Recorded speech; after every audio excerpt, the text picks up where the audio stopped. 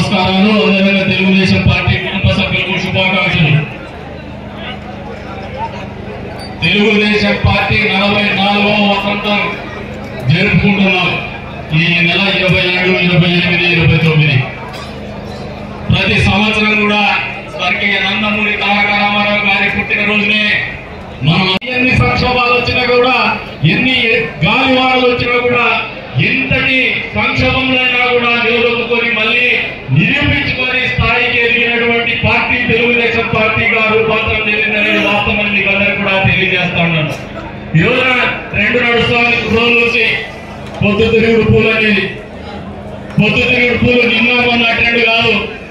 మామూలుగా కేశవనాయుని గతంలో తెలుగుదేశం పార్టీ అధికారంలోకి వచ్చిన తర్వాత, రాష్ట్ర విభజన జరిగిన తర్వాత అనంతపురంలో ఇదే మహానాడు వేదిక మీదనే ఒకసారి ప్రస్తావించినారు. కానీ ఆ రోజున క్యాచ్ అవ్వాలి, అది ట్రెండ్ అవ్వాలి. ఈ రోజు ట్రెండ్ అవుతుంది. ఈ రోజున పొద్దుతున్నట్టు గురించి మాకందరికీ కూడా బాధపడి బలిపసుకునేటువంటి మాకు బ్రహ్మాండమైన అనుభవం ఉంది. వేదిక ఉన్నటువంటి అందరు నాయకులకు కూడా మామూలుగా మేము గ్రహించుకున్నది ఒకటే, కార్యకర్తలకు కూడా కార్యకర్తలు కానీ మీకు అందరికీ అర్థమయ్యే విధంగా చెప్తాను.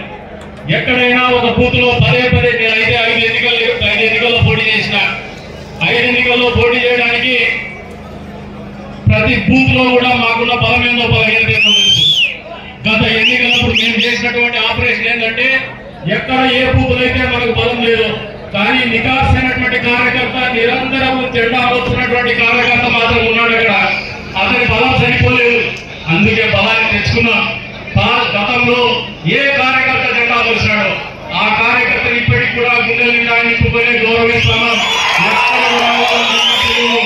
కొత్తగా వచ్చిన వాళ్ళని కూడా వాళ్ళ నిబద్ధత చూస్తూ, వాళ్ళ ఆలోచన విధానాన్ని చూస్తూ, వాళ్ళ నాయకత్వ పటిమను చూస్తూ ఇవ్వాల్సినటువంటి స్థాయిలో వాళ్ళకు సగౌరవం ఇస్తున్నటువంటి పరిస్థితులు ఆ నియోజకవర్గంలో కొనసాగిస్తున్నామని చెప్పేసి కూడా ఈ సందర్భంగా తెలియజేస్తున్నా.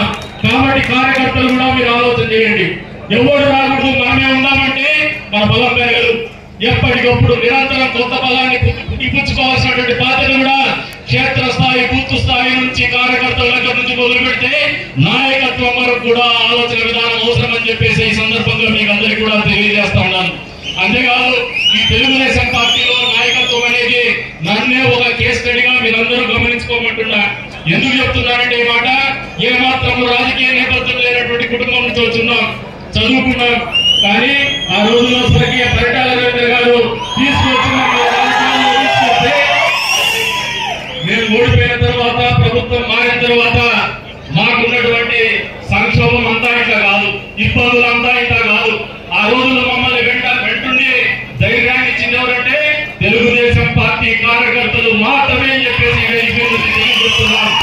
అక్కడి నుంచి మొదలుపెట్టి ఏమాత్రం రాజకీయంగా అనుభవం లేనటువంటి, ఆలోచన లేనటువంటి నాకు ఆ రోజున ఆమె మహిళగా బిడ్డలుగా పడుకునేటువంటి ఒక కార్యక్రమం పరిటాల సుంట గారు ఆ రోజున ఇంట్లో కూర్చొని ప్రసాద్ జనరల్ సెక్రటరీ చేయాలని మొండి పట్టుబట్టి పాత్రను కూడా ఒప్పించి చేసినటువంటి ఘనత ఆమె దక్కుతుంది.